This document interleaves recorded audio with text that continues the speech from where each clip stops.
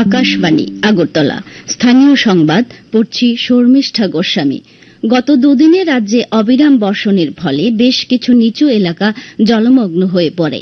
মুখ্যমন্ত্রী অধ্যাপক ডাক্তার মানিক সাহা রাজ্যের মুখ্য সচিব জে.কে. সিনহা এবং রাজস্ব সচিব ব্রিজেশ পাণ্ডের সঙ্গে রাজ্যের দুদিনের বর্ষণজনিত পরিস্থিতির বিষয়ে পর্যালোচনা করেন।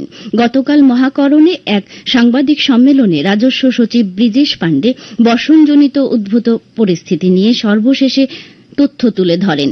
রাজস্ব সচিব জানান, গত দুদিনের বর্ষণে পশ্চিম জেলার জিরানিয়ায় জলে ডুবে একজনের প্রাণহানির খবর পাওয়া গেছে। পশ্চিম জেলায় 3টি এবং খোয়াই জেলায় একটি ত্রাণ শিবির খোলা হয়েছে। এই শিবিরগুলোতে 57টি পরিবারের 260 জন মানুষ আশ্রয় নিয়েছেন। রাজস্ব সচিব জানান, যে কোনো ধরনের পরিস্থিতি মোকাবেলায় প্রস্তুত রয়েছে প্রশাসন। মুখ্যমন্ত্রী অধ্যাপক ডাক্তার মানিক সাহা রাজ্যে দুধ, ডিম, মাছ, মাংস উৎপাদনে স্বয়ংভরতা অর্জনের জন্য প্রয়োজনীয় সহযোগিতা করতে ডোনার মন্ত্রী জ্যোতিরা দত্ত সিন্ধিয়ার দৃষ্টি আকর্ষণ করেছেন। গতকাল সচিবালয়ে ডোনার মন্ত্রীর সভাপতিত্বে উত্তর পূর্বাঞ্চলের 8টি রাজ্যকে দুধ, ডিম, মাছ ও মাংস উৎপাদনে স্বয়ংভর করে তোলার লক্ষ্যে ভার্চুয়ালি উচ্চ পর্যায়ের সভা অনুষ্ঠিত হয়। মুখ্যমন্ত্রী বলেন, মৎস্য ও পশুপালন ক্ষেত্র ত্রিপুরার অর্থনৈতিক উন্নয়নে এবং মানুষের পুষ্টি ও চাহিদা পূরণে গুরুত্বপূর্ণ ভূমিকা পালন করে আসছে।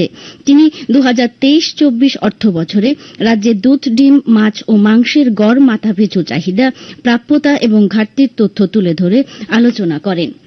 মুখ্যমন্ত্রী অধ্যাপক ডাক্তার মানিক সাহা বলেছেন, রাজ্য সরকার ক্রীড়া ক্ষেত্রে নতুন প্রতিভা অন্বেষণে নানা উদ্যোগ গ্রহণ করছে। পাশাপাশি রাজ্যের ক্রীড়া পরিকাঠামো উন্নয়নে গুরুত্ব দেওয়া হচ্ছে।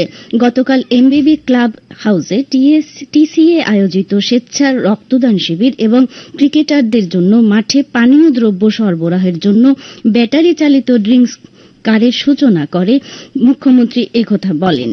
এই উপলক্ষে এদিন এক রক্তদান শিবিরের আয়োজন করা হয়। শিবিরে 114 জন রক্তদান করেন। অনুষ্ঠানে উপস্থিত ছিলেন ক্রীড়ামন্ত্রী টিঙ্কু রায়। কৃষিমন্ত্রী রতনলাল নাথ গতকাল খোয়াই জেলা কৃষি দপ্তরের উদ্যোগে মধ্য সিঙ্গিছড়া গ্রাম পঞ্চায়েতের রুদ্রবীণা কমিউনিটি হলে আয়োজিত বিকশিত কৃষি সংকল্প অভিযান অনুষ্ঠানে অংশ নেন।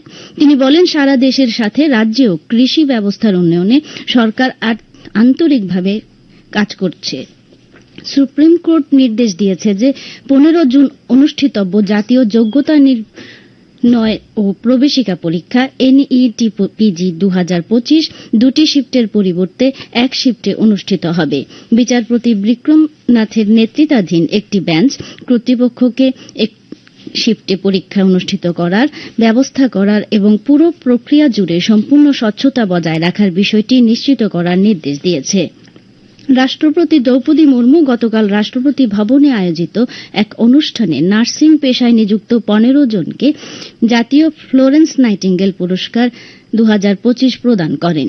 নার্সিং ক্ষেত্রে তাদের অসামান্য অবদানের জন্য এই পুরস্কার প্রদান করা হয়েছে। মুখ্যমন্ত্রী সমীপেশু কর্মসূচির 44তম পর্বে গতকাল মুখ্যমন্ত্রী অধ্যাপক ডাক্তার মানিক সাহা রাজ্যের বিভিন্ন প্রান্ত থেকে আগত সমস্যা পীড়িত মানুষের সঙ্গে কথা বলেন। প্রত্যেকের সমস্যা সমাধানে মুখ্যমন্ত্রী আন্তরিক উদ্যোগ গ্রহণ করেন। আগামী 24 ঘণ্টায় উত্তর এবং ঊনকোটি জেলায় বিক্ষিপ্তভাবে ভারী থেকে অতি ভারী বৃষ্টিপাতের সম্ভাবনার কথা জানিয়েছে আবহাওয়া দপ্তর। রাজ্যের বাকি জেলাতেও ভারী বৃষ্টিপাতের সম্ভাবনা রয়েছে। আজ দিনের সর্বোচ্চ তাপমাত্রা 29 ডিগ্রি সেলসিয়াস এবং সর্বনিম্ন 26 ডিগ্রি সেলসিয়াসের কাছাকাছি থাকতে পারে। আজ ভোরে সর্বনিম্ন তাপমাত্রা ছিল 26.8 ডিগ্রি সেলসিয়াস। এখনকার মতো স্থানীয় সংবাদ এখানেই শেষ হল। পরবর্তী বাংলা স্থানীয় সংবাদ প্রচারিত হবে আজ সন্ধ্যা 7:55 মিনিটে।